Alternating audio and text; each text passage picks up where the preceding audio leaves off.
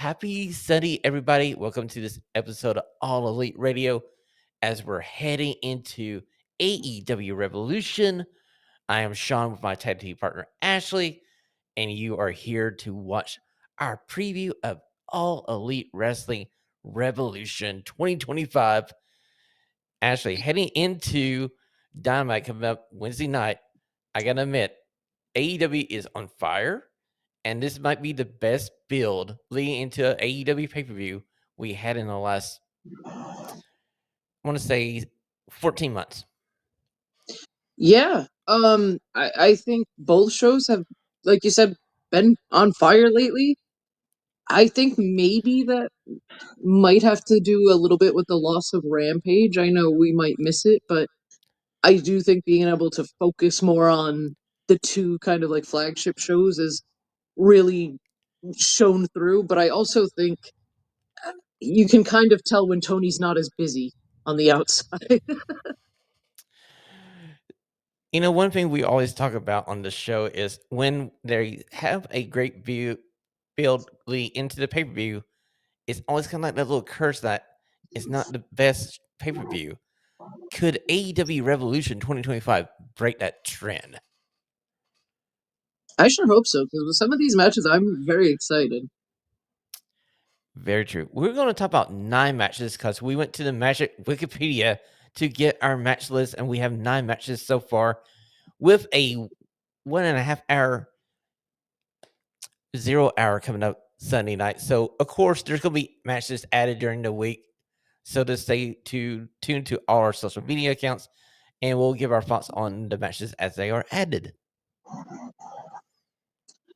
And we know Tony, though that's not, it's up to the day of the event. It's up to the little last minute of 0 hour. He might come up with an idea. So, you know how that Yeah, goes. true. He has done that before. So I'm going to start with a match that got added last night on Collision. It's a trios match. We get Big Boom AJ back in AEW Wrestling. He's going to be tagging up with Orange Cassidy and Mark Briscoe to face the team of Johnny TV and MSM Collection. This will probably be your main event for 0 hour if I had to take a guess. Yeah, I can definitely see that, especially with the talent surrounding um, uh, Big Justice. So I'm not as familiar with the Costco guys here, but a match that I don't expect to be bad. The last time we saw Big Justice, he was surprisingly better in the ring than I think we kind of went in thinking he would be. And surrounded by guys like Orange Cassidy, Mark Briscoe, uh, Johnny TV, and MXM, I certainly don't think it'll be a bad match. And like you said, most likely going to be the main event of the 0 hour. So I'm going to not go out on a limb here and say, hey, the babyface team of Orange Cassidy, Mark Briscoe, and Big Boom AJ are going to be the ones winning here. I got a feeling Johnny TV might be eating the pin here, but it shouldn't hurt him any bit whatsoever as we go forward in AEW. I'm just happy to see Johnny TV back on TV. Yeah, it feels like it's been a little bit since we've seen him involved in anything. So let's move on to the next match that we want to talk about. And I think I'll go to the number 1 contenders match that we got added on Dynamite on Wednesday night, as Prince Nana kind of had to pull out an ace in the sleeve to get Ricochet back into the ring to face Swerve Strickland one more time. And Ricochet was not having anything to do with it until Prince Nana said that he talked to Toni, and the winner of this match gets a number 1 contender shot at the AEW World title. And boy, did Ricochet change his tune. Yeah, this has been just great. This stuff with Ricochet and Swerve has been fantastic since the beginning, and this segment was great. Ricochet already having the win, like you said, not wanting to take on Swerve again, but being enticed by the number 1 contendership. Um, everything about this is great. I feel like something big is happening during this match, though. I feel like we could be headed. I feel like we could be headed for a Nana turn. I feel like we kind of teased it a little bit. You know, there's some part of me thinking the same way, especially as we were leaving Dynamite on Wednesday night when Prince Nana kind of turned to Swerve and went, "Hey, I need to talk to you before we end this," and he's going like, "I need you to get back to being focused on the AEW World Title. I need you to go back to who you were." Now, granted, we saw Swerve have a match on Collision last night against Chase Owens, and I got it. Wait, no, it wasn't Chase Owens. Clark Connors. So on Collision last night, Cart Connors faced Swerve Strickland, and Swerve seemed a little more aggressive than normal. It seems like he was sliding back into what got a lot of fans interested in Swerve Strickland, and I gotta think that we're going to see a more vicious Swerve Strickland versus Ricochet. Yeah. Oh, for sure. I think we're definitely going to get that side. And it will be interesting to see where Prince Nana kind of lets his loyalties lie after this match because, like you said, I do feel like also that it seemed we saw a little bit even of an aggressive side from Nana towards Swerve a little bit, almost blaming him for it seemed like for the road being taken. So I don't know. Could Ricochet also take Nana? It's like it could happen. Or hey, how about Swerve comes up short one more time, then Nana goes out and finds him somebody to challenge Swerve. Yeah, and I just want to say like both of the work the bodies of work from these guys has been just outstanding. And this Ricochet's like uh, just cowardly heel nerd guy has been uh, great, and Swerve Strickland just carrying the momentum over from all of the stuff with Hangman, I think, and through everything with the world title, and then continuing it, he just shows why he earned that contract that everybody complained about a few last year. Well, I'm going to take Ricochet winning here by devious beans, and we see Swerve Strickland slide off, maybe feuding with somebody that Prince Nana brings in to kind of get revenge for Swerve losing this match. Yeah, I could definitely see that. Um, I I wouldn't be surprised to see Ricochet pick up the win here either. Like I said, with the work he's put in and how this character has sort of panned out, how well he's done with it, I could definitely see them doing something with him in the world title picture. Okay, we're moving on to the TBS Championship match as Mercedes Moné faces Mono. I get a feeling that this is a placeholder for another Mercedes Moné victory, as we saw teases dropped this week heading into a big match, maybe in Texas later this year, as Billy Starks got a drink thrown on her on Dynamite, and a certain minion overlord took to Twitter and said, "What the beep?" Yeah. Like now, the sooner the better. Well, we did see on Collision that Bayley Starks got a little bit of revenge on Mercedes Moné as she handed the TBS Championship belt back to her and tossed a cup of tea in her face. So I got a feeling that after this victory by Mercedes Moné, we're heading all systems go for Mercedes Moné versus Athena, most likely at the Big Texas Show. And we need that, and the Billy Starks match as well. Both of these matches, very much looking forward to. And if I was Billy, I'd be a little afraid. Mercedes looked very angry after last night. Yeah, I got a feeling that Billy Starks probably bit off a little bit more than she wants to chew, and we're going to see that result heading up in a couple weeks on Dynamite or Collision, one or the other. Okay, so let's head to the AEW Tag Team title match that I was wrong about last week as we're trying to preview who would win the number one contendership between the Outrunners and Murder Machine. We were both I wrong.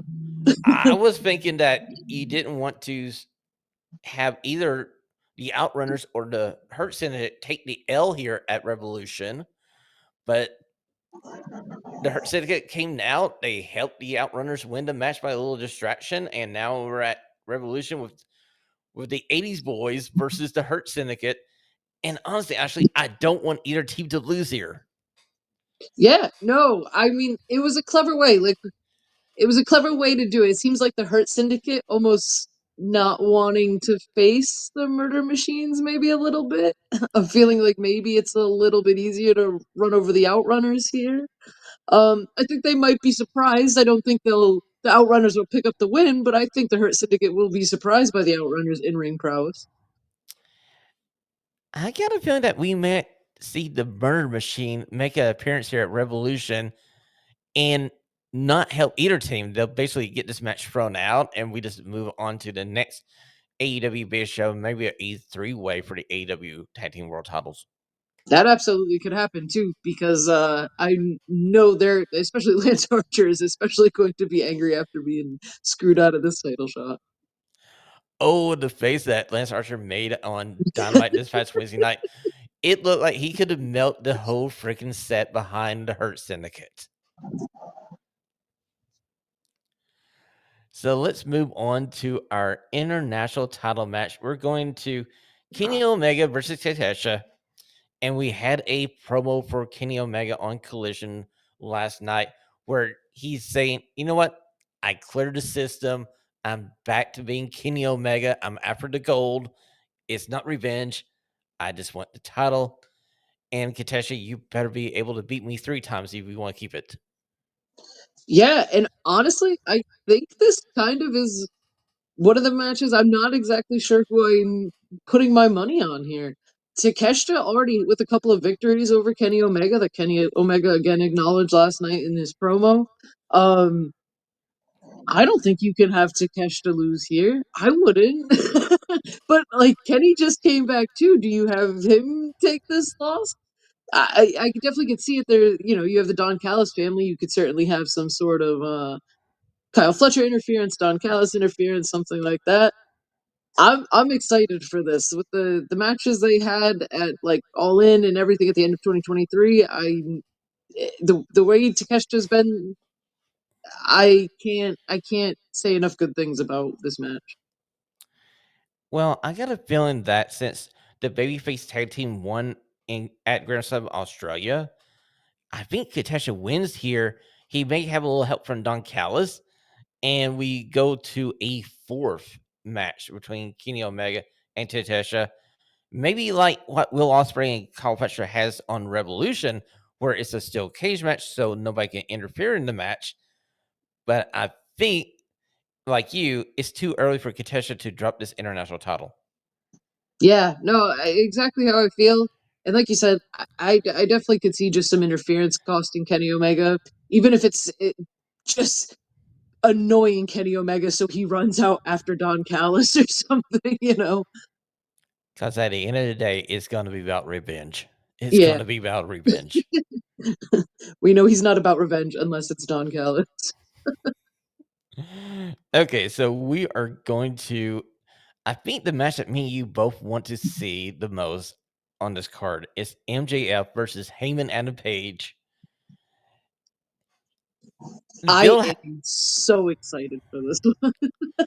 I gotta say, the bill has been really, really well done, and I've gotta say, I feel like MJF is gonna take the pin here. I feel like Hangman Adam Page, after that promo he cut where he said he was real, if you don't pull the trigger on this, you might as well just send Hangman Adam Page off to somewhere else. Ring of Honor. Send him to Ring of Honor. Yeah, no, this has been so good from the tiny little interactions of them kind of just passing by each other with like maybe a comment here and there to their full out promo that they had last week. I I am so excited for this. These are two of the best AEW has to offer. And anything they do this weekend or this coming weekend is going to be, I think, a contender for match of the night. Okay, so my match of the night, 7 nights out from Revolution, is going to be the steel cage match. It's Will Ospreay versus Kyle Fletcher. We know that Kyle Fletcher took the L when he was in his home country for AEW Grand Slam Australia, and we've been basically booking all kind of interference for this card. So allow me to do it one more time because I feel like the Don Callis family is going to help Kyle Fletcher revenge that loss, and I don't think Will Ospreay will get hurt with an L here. We need to have the Protostar and Kyle Fletcher get a victory over Will Ospreay. I don't know. I don't know if I don't know. I feel like we're gonna have enough Don Callis fingerprints all over this pay per view. I'd rather not see it in this match. If anything, go out in the Takeshita and Kenny Omega match and get involved there. But I would like to see this kind of just be clean because the matches these two have been outstanding. Um, I I don't know. I could see Fletcher picking up the win, but I don't know how much longer we can deny Ospreay being in the title picture. See, that's the thing. I think this match will give you a idea how the main event of Revolution is going to play out. If Osprey wins here, I would not put my house or my money on Cope to carry the day for Team AEW. Yeah, true, true. So we were already talking about the match, Ashley. Why don't we just go to the AEW World Title match and talk about it for a second? As we do have John Moxley versus Cope, and we saw on Collision that John Moxley has given orders to his last line of defense, Wheeler Yuta, to take out Cope on Wednesday night. Poor John Moxley. What a awful last line of defense. This little shit. um, honestly, I think this past week's segments for the Death Riders have been some of the best that they have done since the Death Riders formed. I really liked the Coke taking out Pac with the chair last time. Then he took out Claudio. Willow comes down to help take out Marina Shafir. A lot of stuff going on and a lot of stuff that I liked. I thought Cope was really good. I love bringing Willow into it finally to get some revenge on Shafir, who's been taking her out over the past few weeks in some backstage segments. Um, and then this stuff with Wheeler Yuta and Moxley, I feel is going to come to at least some sort of head at Revolution. I don't know exactly how it's going to play out, but something is going to happen between Yuta and Moxley soon.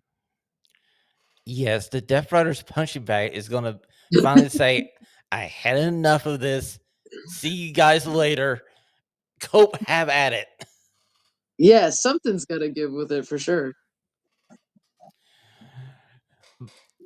So the question is, do we see the title change hands here? Are we transitioning the title over to Cope and leaving the Death Riders story without the title and John Moxley going ape shit on his own group for him losing the title? I don't know. I feel like the answer is no, but they've also sort of teased some of this stuff, and Cope did take the last big loss in Australia in the tag match that we kind of hedged our bets on that that him and Jay White would have won. I could see it happening. Christian still has that title shot in his back pocket. I mean, transferring the title over to Cope could just put them in some sort of arrangement there with that. Okay, so let me ask you this question. If Cope wins the title at Revolution, does he leave the building with the AEW World title, or does Christian Cage leave the building with the title after he cashes in his contract? Ooh. Key word, leave the building. I know, and he's done this to Cope with the TNT title. So, like, does he do it again? I could see it happening. I could also see them pulling the card where he tries to cash it in, but there's something happens. Either somebody comes to help Cope, or Cope gets the victory regardless. Um, I don't think we go that far. I think if Moxley loses it, I think Cope takes it whether Christian cashes in or not. Okay.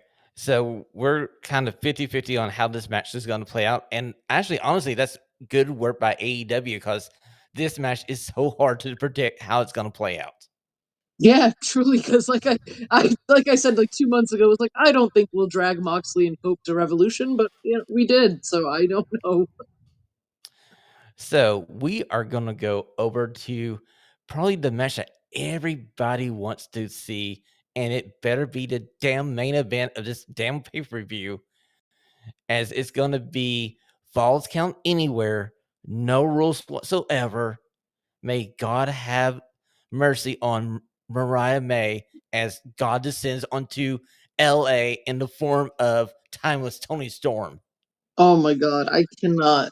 Like this between this and Hangman and MJF, these are the matches I'm most excited for, along with Kenny and Takeshita. But like every single thing that these two women have done, I have been 100% invested in, and this is no different. And Tony's promo last night definitely one to check out if you didn't see it, and did a great job just continuing to kind of taunt Mariah May, to kind of deride her a little bit, but also still be like she was the most important thing to me. But now I'm going to crush her. Yes, it's the thing where I created this beautiful thing. It turned on me. I must destroy it now. Yeah, yeah, and just another fantastically unhinged promo. Just killing it. Timeless Tony Storm, she could be my forever AEW Women's Champ, and I wouldn't complain. Well, I get a feeling that she's going to leave LA still your AEW Women's World Champion because I feel like this is the swan song for this feud. And boy, has it not been the best build feud in AEW history.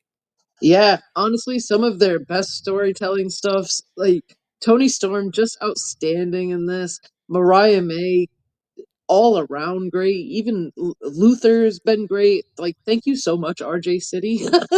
Like, he helped write this. He helped like put all of this stuff together. Like, man, give him a raise. Give him a graphic, Tony Khan. Yes, give him a raise, especially if you happen to notice on his social media who his guest is for today's episode of AEW.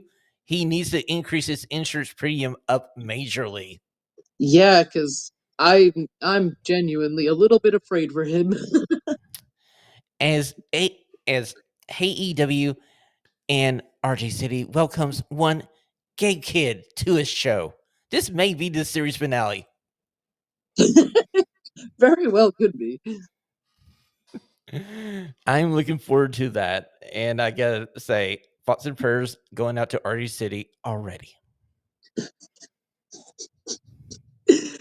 Uh,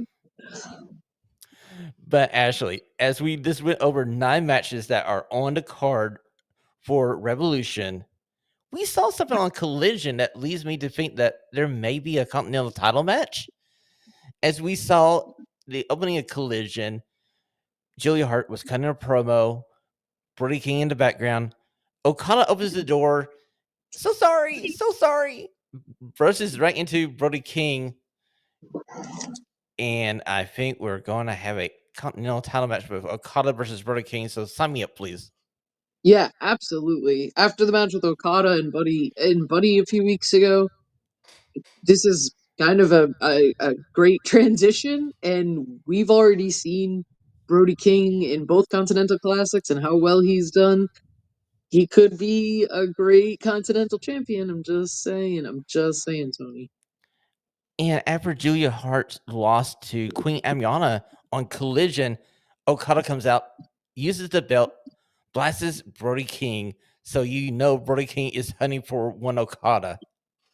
Oh yeah, oh yeah. And Okada, I know you're very good. We know you're very good, but Brody is very big, very scary,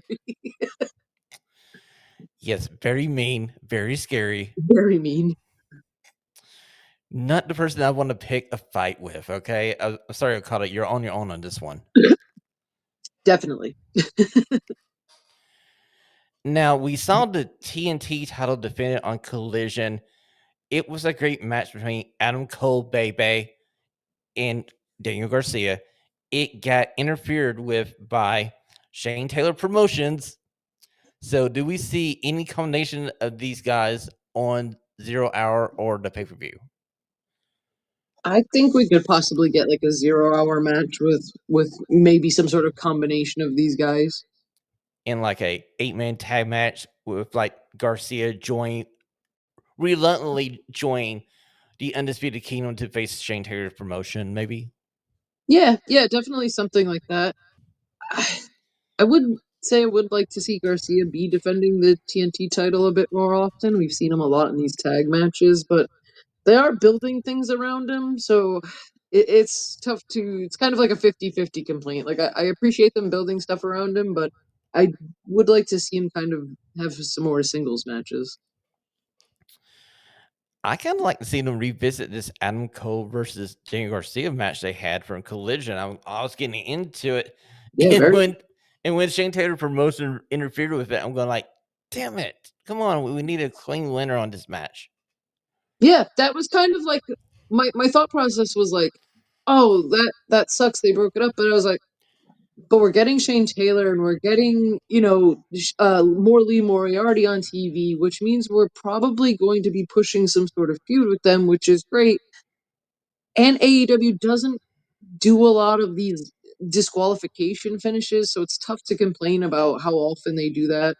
But like you said, that was such a good match. It was kind of disappointing to have it end like that. Yes, I mean this episode of Collision. If you didn't watch it, you need to go back and watch it because it was one of the best episodes of Collision of this year and probably the last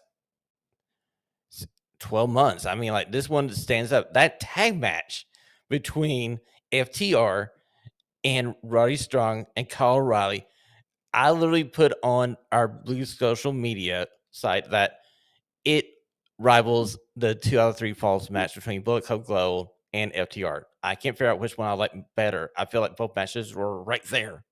Yeah, no, that was an excellent match. That's the that's the kind of match the tag team division like really needed. That is what we enjoyed of AEW's tag team division when they were focused on the tag team division. They kind of have lost their way in the last year or so. It's good to see that they're getting back into the groove. And like I And say, I did like the bit of character work post match too. You got Kyle O'Reilly and Roddy Strong offering to shake hands, and FTR seemingly maybe going back to some heel roots here, not wanting to shake hands, seemingly really upset. That would be interesting dynamic as they've been teaming up with Copeland and everything, who is obviously a big baby face. I wonder if we'll see like a split or something. yeah, a lot of things to keep in mind as you head into Dynamite this Wednesday and we head towards the pay per view on next Sunday. I don't know if they realize that it's this Sunday where we have to spring forward 1 hour, but at least the pay per view is not on Saturday. That's all I got to say. Yeah, well, it should be like you said. I'm excited for this card, and I am glad it's not on Saturday too. I guess this year it kind of messes up with the rest of the stuff they try to do on the weekend. Well, Ashley, where can we find you on the Super Information Super Highway? Always tweeting along with the shows on Blue Sky. It's at groovyash.bsky.social. And you can follow this show on Blue Sky at All Elite Radio at bsky.social. Check it out. Until we see you next time on All Elite Radio, stay stunning. Enjoy your week of professional wrestling.